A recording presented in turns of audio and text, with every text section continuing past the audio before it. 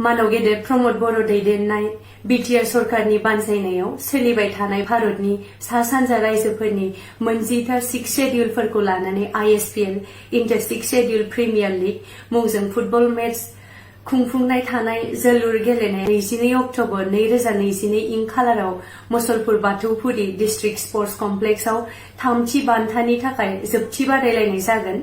बेलासेनि 2 रिंगायाव बे गेलेनाय बादायलायनाया कार्बि आंलं अट'नमास काउन्सिल आरो डिमा हासाव अट'नमास काउन्सिलनि गेजेराव जागोन।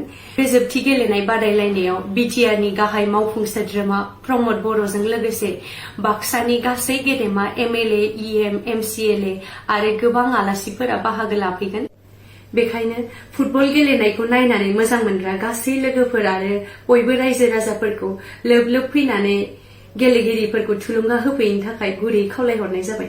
गोजोन्थों। मानव गेदेर प्रमद बर' दैदेननाय बिटिआर सरकारनि बानजायनायाव सोलिबाय थानाय भारतनि सा सानजा रायजोफोरनि मोनजिथा सिक्स शेड्यूलफोरखौ लानानै ISPL inter six schedule premier league मुंजों फुटबल मैच खुंफुंनाय थानाय जोलुर गेलेनाय 22 अक्ट'बर 2022 इं खालाराव मुसलपुर बाथौफुरि डिस्ट्रिक्ट स्पर्ट्स कमप्लेक्सआव थामथि बान्थानि थाखाय जोबथि बादायलायनाय जागोन। बेलासेनि 2 रिंगायाव बे गेलेनाय बादायलायनाया कार्बि आंलं अट'नमास काउन्सिल आरो डिमा हासाव अट'नमास काउन्सिलनि गेजेराव जागोन। बे जोबथि गेलेनाय बादायलायनायाव बिटिआरनि गाहाय मावफुं सोद्रोमा प्रमद बर'जों लोगोसे बाक्सानि गासै गेदेमा MLA, EM, MCLA आरो गोबां आलासिफोरा बाहागो लाफैगोन।